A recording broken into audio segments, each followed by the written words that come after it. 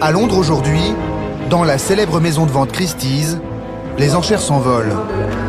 Lot numéro 330 maintenant. Ce carquois en bronze que vous voyez à l'écran ici. Et nous commençons à 38, 40, 42 000 livres sterling.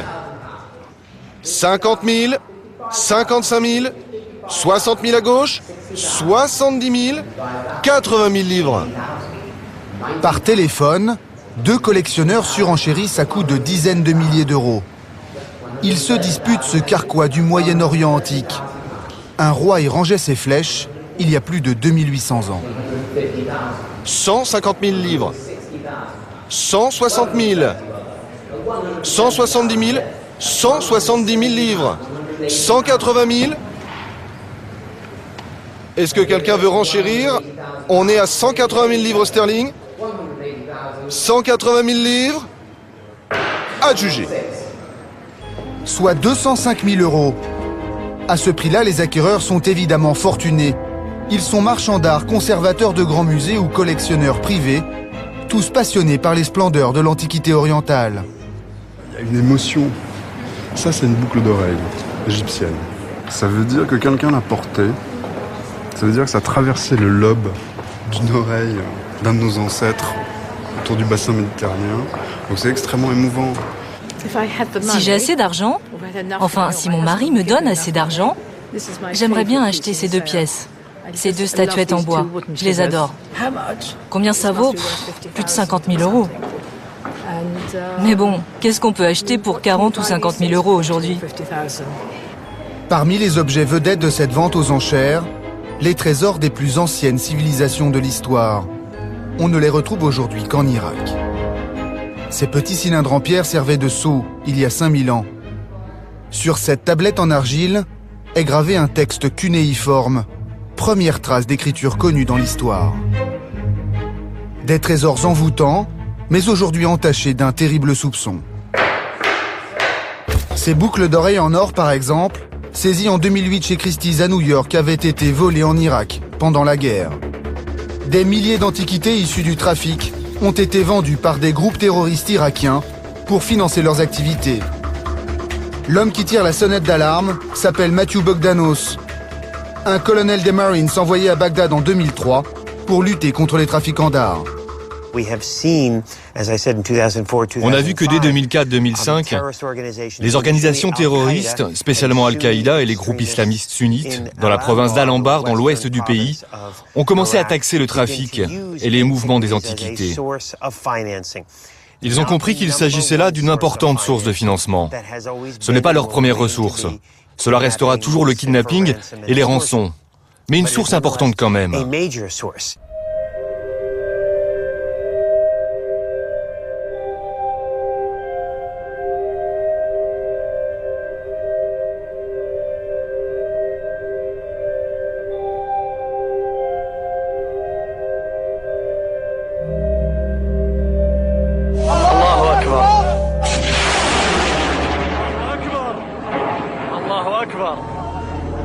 Mars 2003, l'offensive de l'armée américaine est aux portes de Bagdad. Parmi les objectifs militaires, un site devait être impérativement protégé, le musée national irakien. Malgré les chars de la coalition, le musée de Bagdad est mis à sac. Plus de 17 000 trésors inestimables sont volés.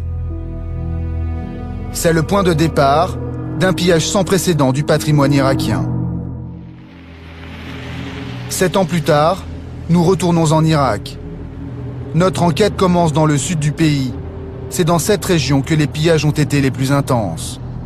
C'est ici qu'on trouve la majorité des sites archéologiques irakiens comme Babylone, une zone réputée dangereuse où les insurgés sont toujours actifs. Nous sommes accompagnés par le chef de la tribu locale, Cheikh Salim, l'homme fort du district de Dar al-Youssef.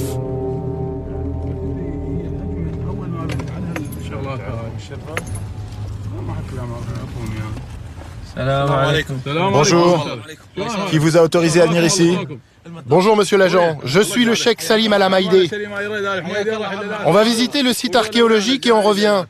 Ces personnes sont sous ma responsabilité.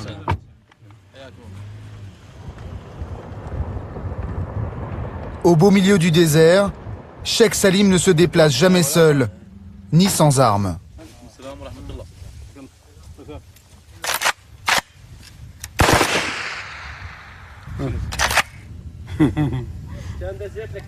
C'est dangereux ici, il y a des bandits qui tentent des embuscades, tout peut arriver. On est loin de tout, la ville est à 30 km et il n'y a pas de route. Il n'y a que du sable et des pièces archéologiques partout. Cheikh Salim nous conduit sur le site d'une des plus anciennes cités du monde, Houma. Voilà à quoi pouvait ressembler la ville il y a 5000 ans. Des fortifications, des dizaines de milliers d'habitants, des temples, des palais. Les Sumériens, Assyriens et Babyloniens inventent l'architecture, la roue, les systèmes d'irrigation et surtout l'écriture. Les pharaons d'Égypte et l'islam n'existaient pas quand les civilisations mésopotamiennes produisaient déjà un art d'une rare finesse, bijoux en or, sculptures monumentales.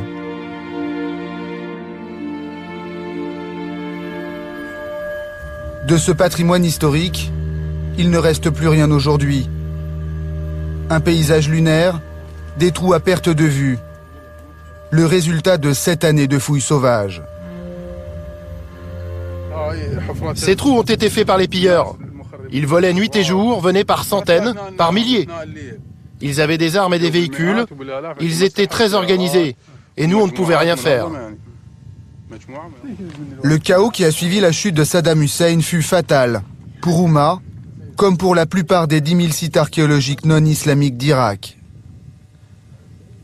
Le sol est jonché de débris, de tessons de poterie. Il ne reste plus rien. Ça, c'était un grand pot dans lequel nos ancêtres mettaient de l'eau pour la stocker au frais.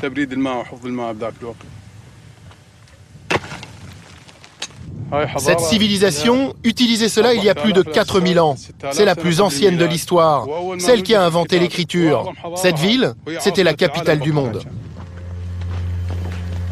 Tout près de la cité antique de Houma, une famille de bergers. Soyez les bienvenus. Que Dieu soit avec vous.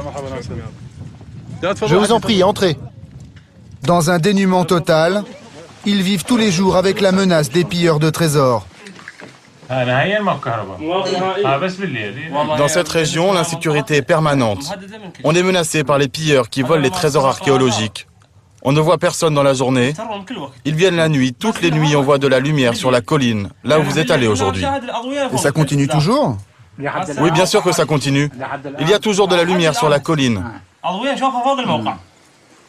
Et ils sont armés? Évidemment, ils ont des armes, ils ont même des voitures. Personne ne se risquera à dire qui se cache derrière ces gangs de pilleurs, dont voici quelques rares images réalisées par un photographe français en 2003. Selon les États-Unis, certaines de ces bandes organisées sont pilotées en sous-main par une milice islamiste chiite, l'armée du Mehdi, dirigée par l'ennemi juré de l'Amérique, Moqtada Sadar.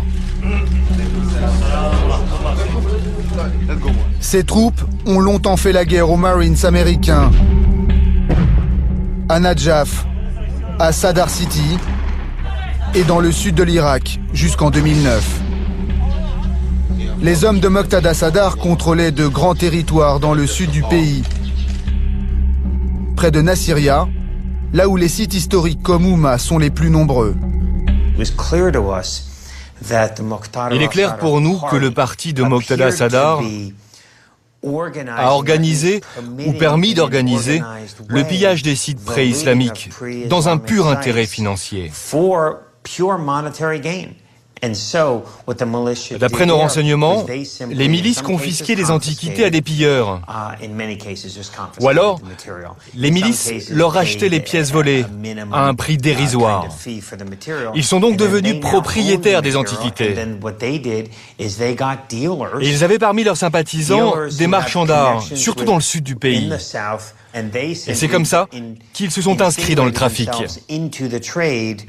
Selon plusieurs journaux américains et des ONG, Moqtada Sadar était même l'auteur d'une fatwa, un ordre religieux qui légitimait le pillage des sites historiques antérieurs à l'islam pour financer la guérilla contre les forces de la coalition. Nous nous rendons au QG du mouvement sadriste, à Nadjaf, la ville sainte du chiisme, où se pressent des centaines de milliers de pèlerins chaque année. Nous avons rendez-vous avec le porte-parole de Moqtada Sadar.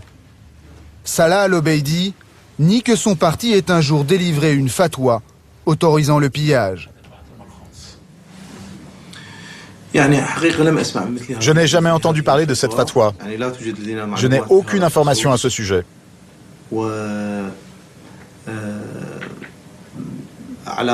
Ce que je sais, c'est qu'il y a des trafiquants spécialisés dans les antiquités. Des gangs ont été arrêtés et accusés de faire sortir des pièces du pays. Mais ces groupes-là n'ont aucun lien avec notre mouvement. On a été accusés par les Américains de trafic d'art et de trafic de drogue. Ils ont essayé de nous impliquer là-dedans pour salir notre image. Cette fatwa du pillage a-t-elle réellement existé? Ce qui est sûr, c'est qu'il y a eu un débat religieux sur cette question. 2 ans plus tard, le grand ayatollah Ali al-Sistani, autorité suprême des chiites en Irak, délivre une contre-fatwa interdisant tout pillage d'antiquités, même antérieur à l'islam. Ali al-Sistani réprouve les activités de pillage. Il n'y a aucune différence entre les antiquités islamiques et non islamiques.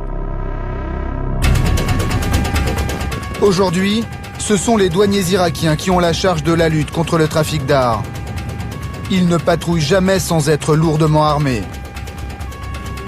Ils veulent nous montrer qu'aujourd'hui, le rapport de force s'est inversé et que le nouvel Irak a su réagir. Pour nous en convaincre, la brigade de Nasiriyah nous conduit sur l'un des rares sites protégés 24 heures sur 24, l'antique cité de Our. Visite au pas de charge, en compagnie du colonel Abdelrahim. Ces douaniers ont des allures de commando d'élite. Aujourd'hui, on est fort et on est très bien armé. On a les moyens de combattre les trafiquants. On peut surveiller tous les sites archéologiques de la région. Après la chute de Saddam Hussein, les trafiquants ont réussi à faire sortir beaucoup de trésors en dehors d'Irak. Il y avait des gangs, des bandes organisées, qui faisaient ça uniquement pour gagner de l'argent. Mais il y en a d'autres, c'était carrément des groupes armés, des terroristes. Ils vendaient illégalement des antiquités pour financer des attentats.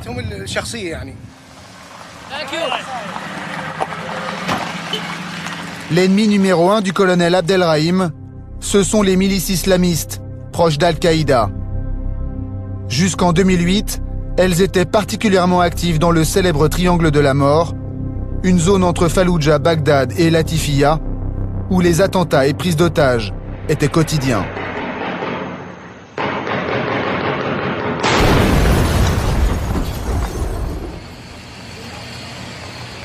De retour au QG des douanes, le colonel nous présente les héros de son unité.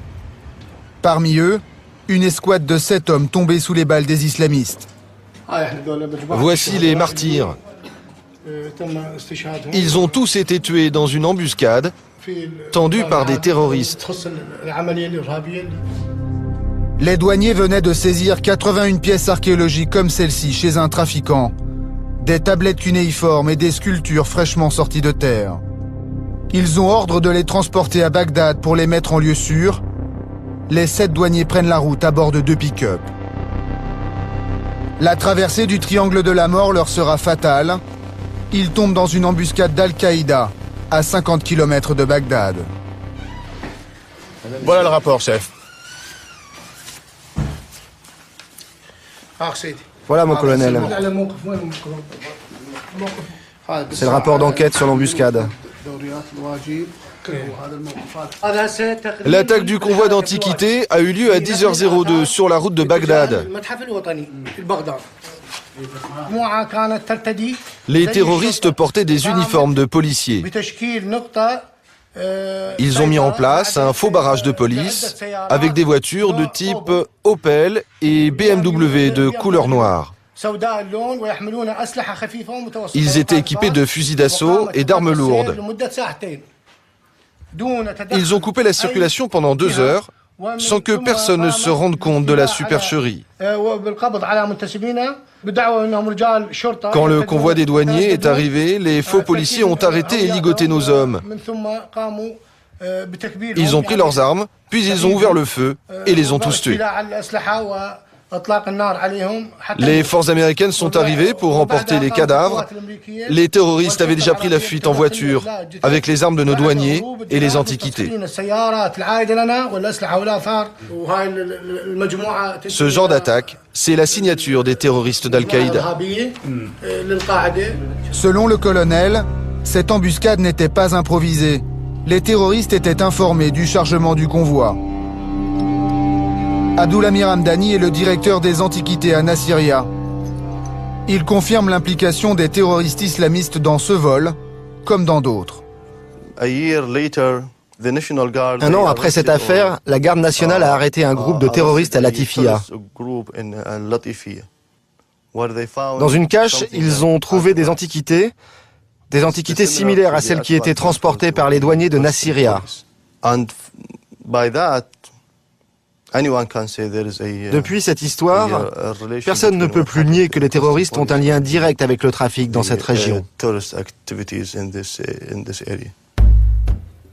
Depuis les sites archéologiques dans le sud du pays, impossible d'acheminer le matériel pillé sans passer par le triangle de la mort et la province d'Al-Anbar.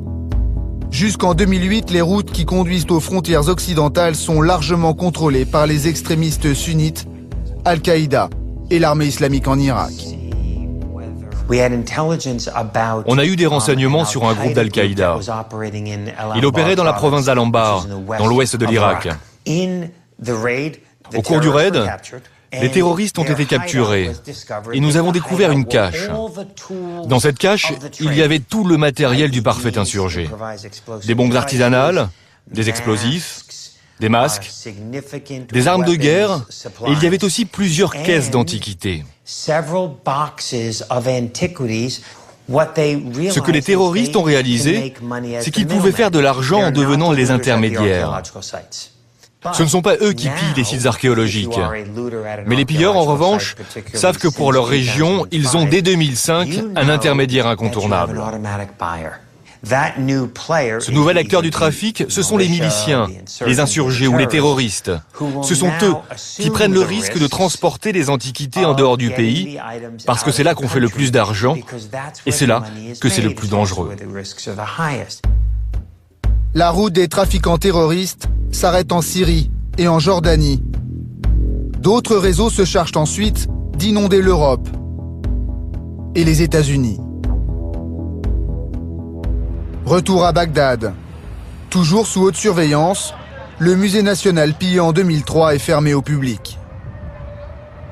Lorsque des antiquités illégales sont saisies en douane, en Europe ou aux États-Unis, c'est ici qu'elles reviennent. Abbas Al-Koreichi et son assistante sont chargés des inventaires. 250 000 objets ont quitté le pays, seulement 10 000 sont revenus. Ça a été récupéré aux Émirats. Ça a été saisi aux États-Unis. Ces 3 tablettes ont été récupérées au Pérou. Le reste en Arabie Saoudite. On a plus de 700 pièces qui ont été récupérées en Jordanie. Et 400 pièces saisies en Syrie. Cette vitrine est pleine d'objets saisis en Jordanie. La plupart des tablettes cunéiformes viennent de Jordanie. Et les objets en verre de Syrie. Mais on ne sait pas pourquoi. Nous sommes très reconnaissants à la Syrie et à la Jordanie. Ils nous ont restitué beaucoup d'antiquités volées. Les États-Unis, l'Allemagne, la Grande-Bretagne, les Pays-Bas, l'Espagne, le Japon, le Canada, Tous les pays où le marché de l'art est dynamique ont restitué des objets volés à l'Irak. Tous les pays, sauf un. Moi, ce que je sais, c'est que la France est le seul pays qui n'a jamais restitué le moindre objet à l'Irak. Et vous êtes satisfait de la coopération entre la France et l'Irak dans ce domaine? Il n'y a aucune coopération dans ce domaine de la part de la France. Franchement. Et pourtant, en France aussi, il y a des objets volés. L'Irak réclame aux autorités françaises la restitution de 25 pièces archéologiques. Des trésors pillés dans le sud du pays, selon l'officiel irakien. C'est le cas de cette statuette, vieille de 3000 ans. C'est ce que l'on appelle un clou de fondation. Des statuettes d'une vingtaine de centimètres étaient dissimulées dans les fondations des édifices. Ces objets sont aussi rares que précieux pour les archéologues. Ils permettent de dater les bâtiments et de connaître leurs fonctions précises. Cette statue représente le roi sumérien Shulgi. Elle a forcément été sortie illégalement d'Irak. Elle a sans aucun doute été volée sur un site archéologique irakien dans le sud. Des trafiquants ont probablement réussi à la faire sortir du territoire irakien. Et après, on a découvert qu'elle était mise aux enchères à Paris en 2005 et vendue 240 000 €. Alors on a demandé aux autorités françaises qu'elles nous restituent cette pièce qui appartient à l'Irak. Les statuettes comme celle-ci proviennent d'une région longtemps contrôlée par les milices islamistes. L'Irak a porté plainte, mais la France n'a jamais restitué l'objet. Comment les antiquités issues du pillage peuvent-elles circuler sur le marché de l'art en Occident? C'est l'histoire de ce clou de fondation sumérien. Le mystère de la statuette du roi Shulgi commence à Paris en 2005, à l'hôtel Drouot. C'est ici que le clou de fondation est acheté aux enchères par un riche homme d'affaires français pour 240 000 €. À l'époque, l'alerte est donnée depuis le siège de l'UNESCO. Le jour de la vente, l'ambassadeur d'Irak demande au gouvernement français d'intervenir. La statuette est saisie par la police. L'hôtel Drouot fournit alors un certificat de provenance, un document censé garantir l'origine légale de l'objet. Un certificat peu convaincant pour l'ambassadeur. Selon ces documents, il semblerait qu'un citoyen américain, un certain Richard Wagner, a acheté cette pièce à un antiquaire. Mais on n'a aucune preuve de ça. Ceci est quand même censé être un certificat. Or, les informations sont très générales. D'abord, il ne dit même pas dans quel pays européen il l'a acquis. Ensuite, on ne sait même pas en quelle année. Il l'a acheté dans les années 40. Et puis il y a ça aussi, regardez, une partie d'une phrase qui a été effacée. Pour moi, il n'y a aucun doute, c'est un faux. Les maisons de vente aux enchères ont l'obligation de publier les objets avant la vente dans un catalogue. Il est d'usage d'y mentionner l'historique de l'objet d'art, c'est-à-dire de préciser qui est le propriétaire de la pièce, comment et à quelle date celui-ci l'a acquise. Des dispositions justement prévues pour empêcher la vente d'objets volés. Le problème, c'est que le certificat fourni par Drouot ne correspond pas à la statuette décrite dans le catalogue. Je confirme avoir vendu un python en bronze du Moyen-Orient qui représente un homme portant un vase. D'abord, la pièce n'est pas en bronze, mais en cuivre. Le catalogue parle d'un clou de fondation, alors que le certificat évoque un python. Selon le catalogue, la pièce est achetée en juin 1944. Le certificat ne parle que des années 40. Richard Wagner, quant à lui, est bien collectionneur, mais il est décédé en 2002, 3 ans avant la vente aux enchères. Ce certificat est manifestement suspect. Nous retournons à l'UNESCO, où l'on célèbre cette année le 40e anniversaire de la Convention de 1970, une réglementation des Nations Unies censée contrôler le marché de l'art international. Aux autres trafics criminels, celui de la drogue, Ce sont les objets qui proviennent des fouilles clandestines. Nous soumettons le catalogue et le certificat de provenance de la statuette aux meilleurs spécialistes, juristes et archéologues présents ce jour-là. Leur analyse est sans appel. Moi qui suis archéologue, je peux vous attester que c'est un objet qui sort de fouilles parce qu'il n'a pas été stabilisé. On a encore des concrétions, des oxydes qui se sont développés. Ça veut dire quoi? Ça veut dire qu'il a continué à s'endommager, à travailler au contact de l'atmosphère, alors que s'il était sorti de fouilles officielles, si un collectionneur l'avait eu entre les mains, on peut supposer à juste titre qu'il aurait pris les dispositions pour éviter que l'objet continue de se dégrader compte tenu de sa valeur. Qu'est-ce qui vous choque On ne voit là-dedans? pas. I have acquired in the European market in the 40s. Ça veut dire quoi? Vous voyez, c'est tout à fait imprécis. Je trouve que ce document ne donne pas les informations précises qui sont normalement demandées lorsque l'on fait une acquisition de bonne foi. En tant que juriste, ma première impression, c'est que ce document n'a aucune valeur juridique, ne peut pas constituer une preuve d'une possession légale. Donc, un commissaire-priseur, face à ce document-là, à mon avis, si j'étais à la place d'un juge, je ne peux pas considérer un homme de métier comme étant de bonne foi en mettant en vente une pièce sur la base d'un tel document. La statuette du roi Shulgi provient-elle réellement de la collection Richard Wagner? Le collectionneur est mort, mais ses héritières, ses 2 filles, ont sans doute la réponse. L'une d'entre elles a accepté de nous répondre par email. Avez-vous déjà vu cette pièce dans la collection de votre père, la collection Richard Wagner? Voici leur réponse. J'ai vérifié avec ma sœur qui est d'accord avec moi pour dire que nous n'avons jamais vu aucune pièce de ce genre dans la collection de notre père. Les filles de Richard Wagner confirmeront à 3 reprises après vérification. Si la pièce ne provient pas de la collection Wagner, d'où vient-elle? Qui se cache derrière le nom du défunt collectionneur? La réponse se trouve aux États-Unis, sur Madison Avenue, à New York, un des quartiers les plus huppés de la ville. New York, touché au cœur le 11 septembre 2001 par les terroristes d'Al-Qaïda. New York, le paradis des ventes d'objets d'art mésopotamiens. Les antiquaires y sont nombreux. Nous rendons visite à l'un des meilleurs connaisseurs de ce marché très fermé, en caméra cachée.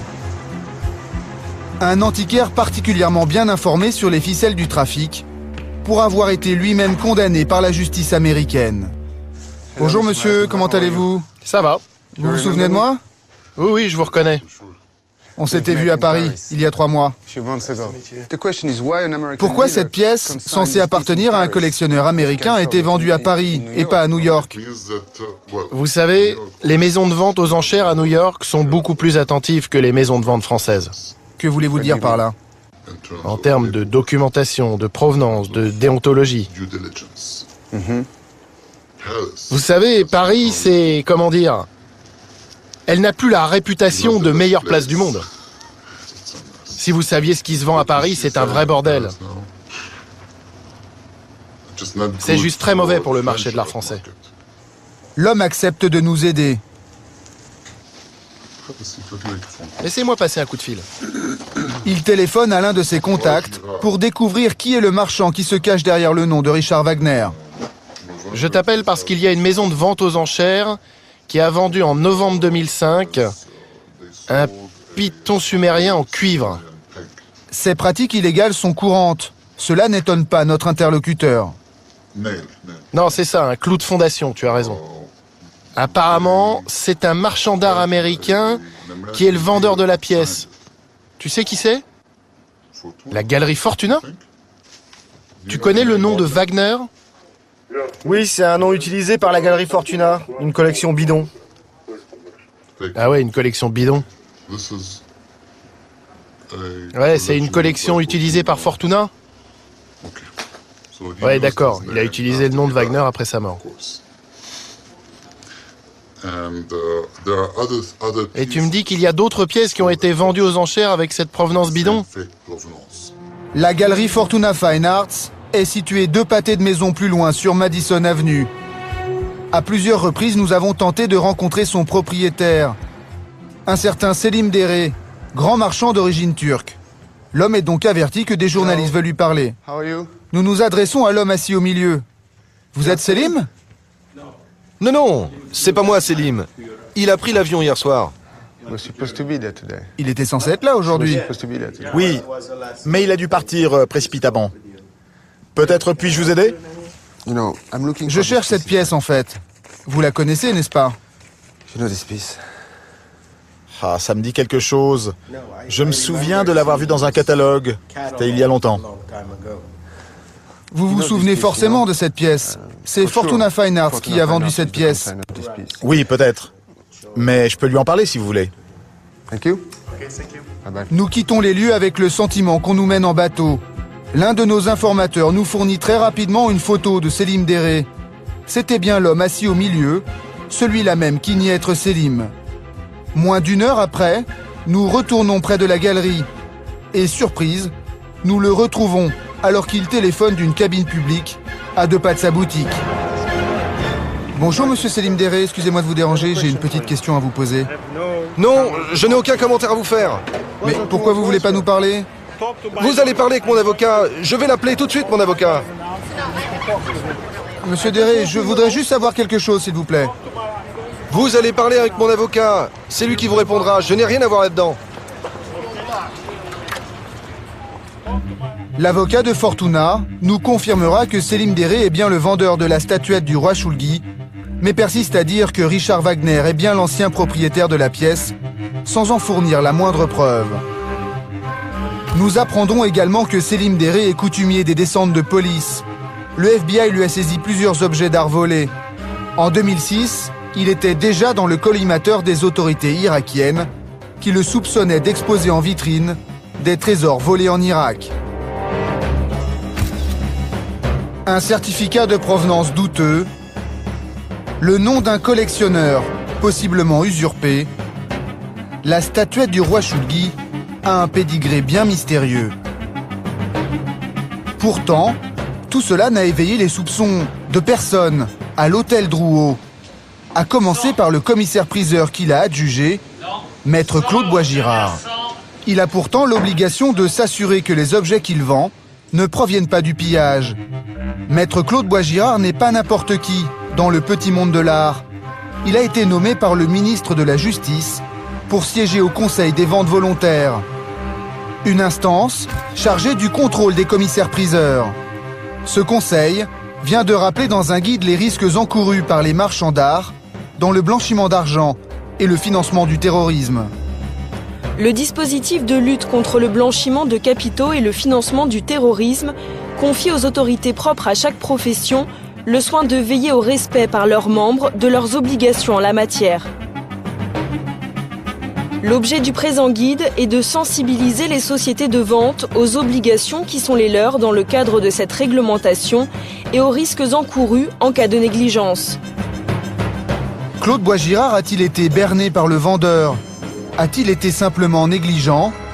Le commissaire-priseur n'a jamais répondu à nos courriers, ni à nos demandes d'interview. Non, je ne répondrai rien et je n'ai rien à vous dire maintenant. Pour tenter d'obtenir une réponse, nous nous rendons au Conseil des ventes volontaires. L'homme qui nous reçoit s'appelle Thierry Savy. C'est le secrétaire général de cette instance disciplinaire dont est membre Claude Boisgirard. Nous lui soumettons les résultats de notre enquête. Est-ce que oui ou non, il est normal que l'on puisse mettre en vente une pièce sur le marché en la faisant figurer sur une collection dans laquelle elle n'a jamais existé? Lorsque le commissaire-priseur écrit dans un catalogue que la provenance est une ancienne collection en mettant les références de la collection, il est censé avoir vérifié que cette provenance est exacte. Autrement, il ne l'écrit pas dans son catalogue. Le commissaire-priseur qui a mis en vente cette pièce s'appelle Claude Boisgirard et qu'il est titulaire du conseil des ventes. Qu'est-ce que ça vous inspire? Le commissaire, ce que je vois sous les yeux, c'est un catalogue qui, encore une fois, qui rappelle la provenance de l'objet. Je ne sais pas quels sont les éléments en possession du commissaire-priseur pour lui permettre de vérifier la provenance de l'objet. Je ne les ai pas, ces éléments. Quelques semaines après cette interview, Claude Bois-Girard sera mis en examen à Paris pour association de malfaiteurs, vol et recel en bande organisée dans une autre affaire. Il a depuis démissionné du Conseil des ventes. La statuette du roi Shulgi est toujours sur l'étagère du collectionneur français qu'il a acheté en 2005. Claude Bois-Girard n'a jamais été mis en cause par la justice dans cette affaire. La plainte de l'Irak n'a pas pu être instruite. En pleine guerre civile, le pays n'a pas eu les moyens de s'offrir les services d'un avocat. Notre pays était en pleine reconstruction. Tous les officiels étaient très occupés. Et je vous dis la vérité, ce n'était vraiment pas la priorité du moment. Je n'ai pas réussi à les convaincre d'engager un avocat compétent à Paris pour suivre l'affaire.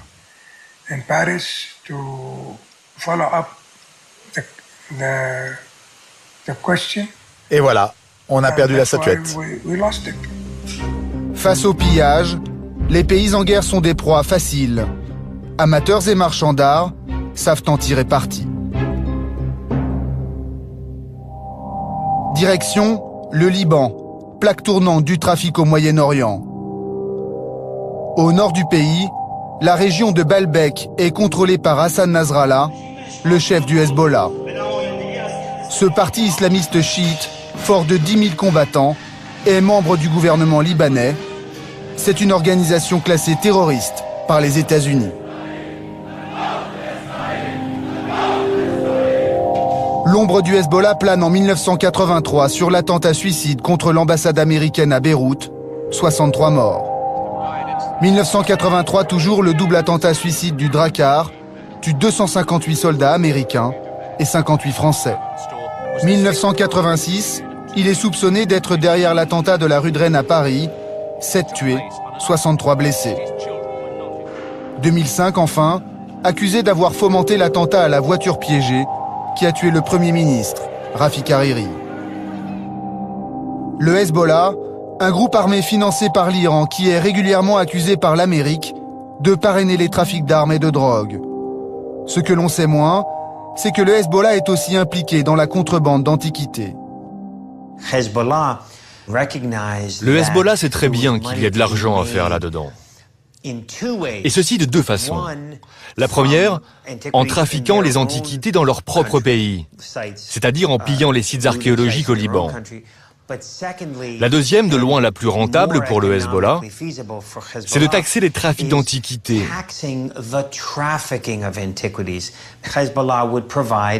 Le Hezbollah apporte sa protection aux trafiquants pour le transport ou le stockage des antiquités, comme le fait un parrain qui apporte sa protection contre de l'argent. Nous nous rendons dans la vallée de la Beka, au nord du Liban, à Baalbek, le bastion historique du Hezbollah. Ici, les portraits d'Hassan Nasrallah, le leader charismatique du Parti de Dieu, sont omniprésents. À l'occasion d'une fête religieuse, le parti islamiste chiite parade dans les rues de la ville. Nous sommes les seuls journalistes étrangers autorisés à filmer.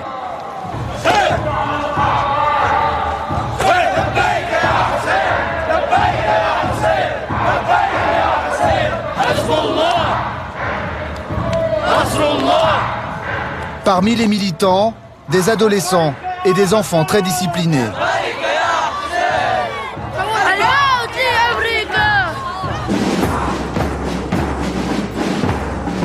Ils défilent le portrait des ayatollahs iraniens sur la poitrine et marchent au pas, comme des petits soldats. À Baalbek, comme à Beyrouth et au sud Liban, le parti islamiste est très populaire. Je suis prêt à tout pour le Hezbollah. Je peux lui donner mon âme, me sacrifier avec les armes. Je le servirai avec mon sang s'il le faut. Le Hezbollah est dans notre cœur et dans notre sang. Que Dieu protège le plus longtemps possible notre cher Hassan Nasrallah. Hassan Nasrallah, le chef suprême du Hezbollah, s'exprime en direct par vidéoconférence depuis un bunker secret.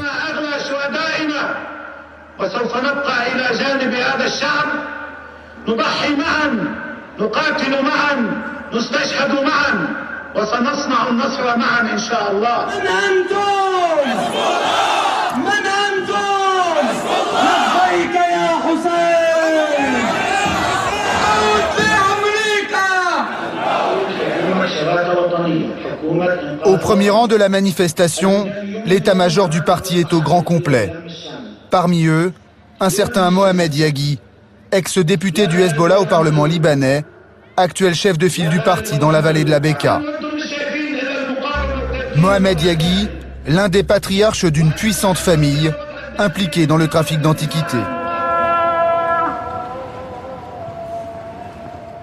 Baalbek est l'un des sites archéologiques les plus réputés du Moyen-Orient.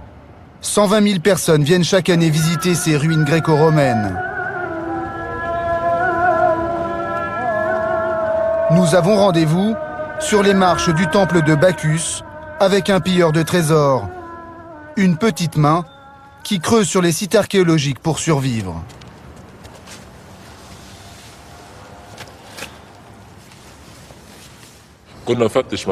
Je fais des fouilles. C'est le rêve de tout le monde de trouver un trésor à Baalbek pour le revendre et gagner de l'argent. Il y a des gens, des trafiquants, qui achètent et qui revendent les antiquités soit à Baalbek, soit ils les exportent à l'étranger. Vous pensez à qui précisément ? Des antiquaires qui ont des magasins et qui s'y connaissent bien dans ce domaine. Les grandes familles de Baalbek, comme la famille Yaghi, ils ont beaucoup de magasins à Baalbek. Moi, quand je trouve quelque chose, c'est chez eux que je vais le vendre, car je sais qu'ils peuvent écouler tout à Baalbek ou faire sortir les pièces du pays. Ils ont plein de façons de trafiquer les antiquités. Cette famille a beaucoup d'expérience dans ce domaine. Effectivement, à 2 pas des ruines, un certain Yaghi, dont nous tairons le prénom, a accepté de nous ouvrir les portes de sa boutique. À première vue, le magasin regorge de babioles et de souvenirs bon marché. Ça, c'est à nouveau les pièces, ça. Même copie des anciens. Des poteries côtoient les articles de propagande du Hezbollah. Ça, c'est des t-shirts du Hezbollah. Tout le monde ici à Baalbek et tous les gens, ça marche avec Hezbollah. Parce que le Hezbollah, il ne fait pas des choses pas bien ici. Il est très calme, il est très bien. Il y a beaucoup de touristes qui viennent chez nous à Baalbek. Aucun problème pour les touristes, même si américains. Le chef de rayon qui parle bien français nous fait la visite. Ça, c'est des reproductions. C'est ce qu'il fait maintenant. Parce que les touristes, quand ils viennent, ils veulent acheter des choses, souvenirs du Baalbek. Ça, c'est des souvenirs du Baalbek. Ça, c'est des croix byzantines, comme les croix byzantines, mais c'est pas ancien. Des reproductions encore. Des reproductions. Les deux marchands insistent lourdement devant la caméra. Mais en basse saison, les touristes sont rares. Alors Monsieur Yaghi nous entraîne à l'étage pour tenter de nous vendre des pièces authentiques, pillées sur les sites archéologiques. Nous avons interdiction de filmer, ça tourne toujours. Ça bronze, c'est du romain. Ça $300 et ça gratuit, cadeau. Et ça argent aussi. Combien d'années ? 2000. 2000 ans ? Combien tu vends, quel prix ? $500. Je donne bon prix pour vous.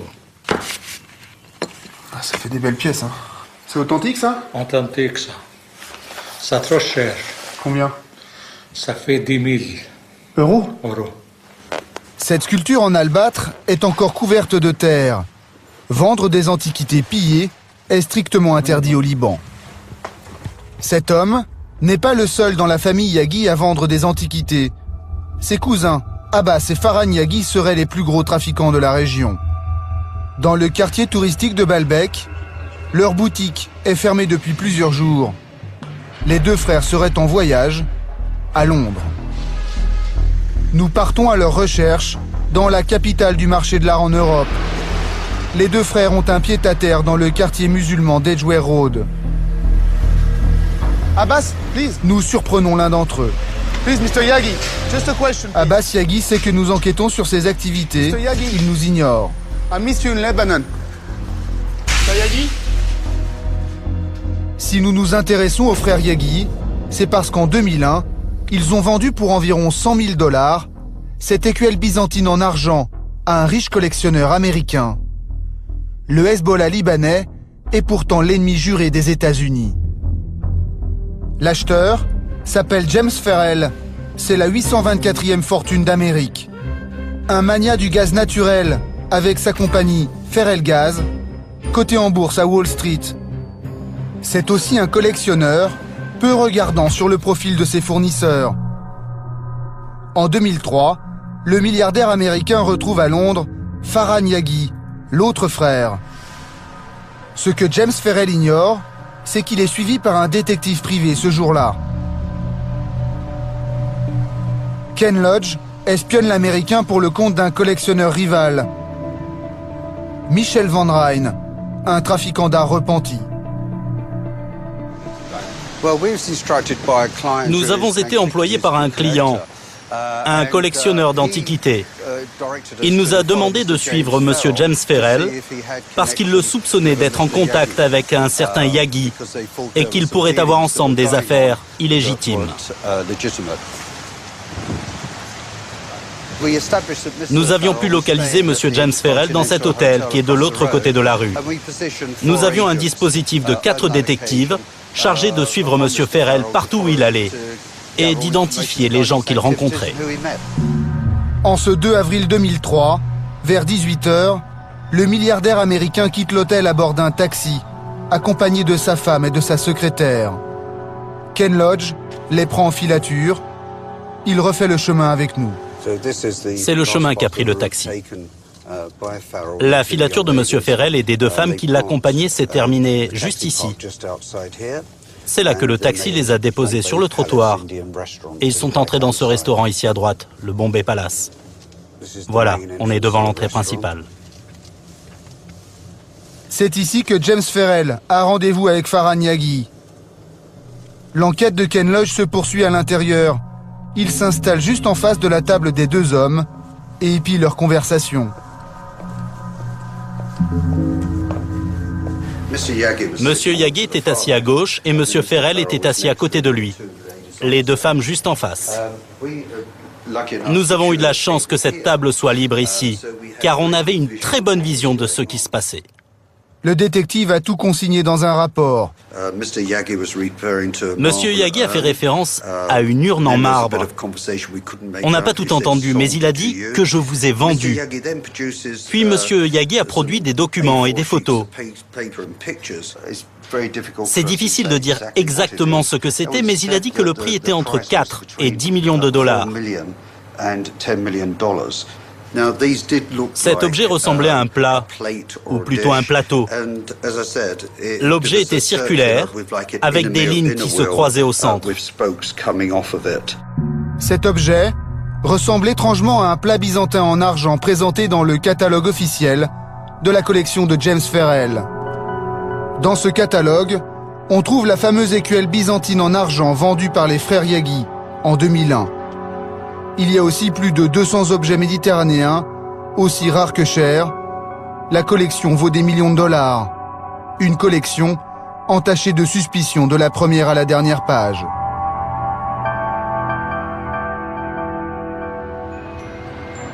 À Paris, nous avons rencontré un collectionneur hollandais qui collabore de longue date avec les polices européennes pour lutter contre les trafiquants d'art. Arthur Brand a notamment aidé la police française en 2009 à retrouver ce buste de Zadkine, volé dans un musée du sud de la France. Arthur Brand s'appuie sur de nombreux documents obtenus auprès des ex-associés de James Ferrell. Des emails, des virements bancaires, des inventaires, des courriers.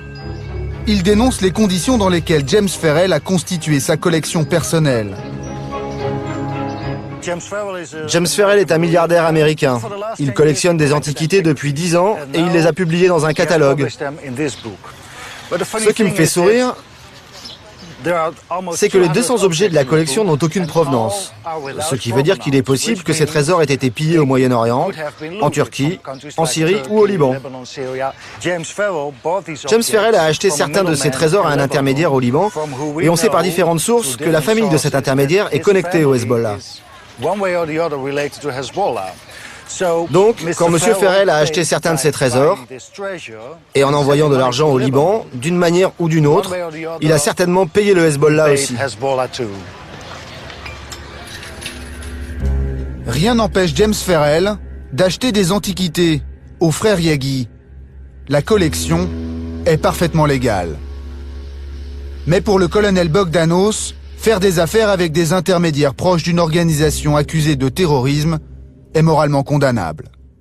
Tous ces individus, tous ces marchands d'art et autres collectionneurs privés qui achètent à travers le monde ce genre d'antiquités avec des provenances abominables ou des provenances douteuses dans le meilleur des cas, eh bien tous ces gens ont toujours pensé qu'il s'agissait d'un délit bénin.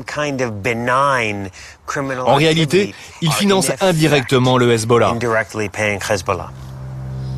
James Ferrell a-t-il conscience que son argent aurait pu atterrir dans les caisses du Hezbollah? Pour le savoir, nous nous rendons à Kansas City, dans le Missouri. C'est dans ce quartier chic de l'Amérique profonde que réside le collectionneur. Il n'a jamais souhaité nous parler malgré nos nombreuses sollicitations. Nous tentons d'aller à sa rencontre, chez lui, alors que son chauffeur le dépose. Mr. Ferrell, please. Mr. Ferrell. Hello. Je suis le journaliste français. Quoi? Vous êtes qui? Je suis le journaliste français. Est-ce qu'on pourrait parler 5 minutes de votre collection? Monsieur Ferrell, je voudrais juste discuter avec vous. En guise de réponse, nous recevrons plus tard des menaces de poursuites judiciaires. Quant aux frères Yaghi, nous finirons par les recroiser à Londres, presque par hasard, chez Christie's. Nous les filmons ici à droite, discrètement, alors qu'ils attendent l'ouverture de la vente d'antiquités orientales. Nous n'aurons pas le temps de les interviewer. Les deux hommes quitteront les lieux très vite après notre arrivée. Le trafic d'antiquités représente une manne de 6 milliards de dollars. Un trafic classé juste derrière celui de la drogue et des armes. Une partie de ce trésor de guerre est alimentée en bout de chaîne par des collectionneurs et des marchands d'art dans des pays qui combattent le terrorisme.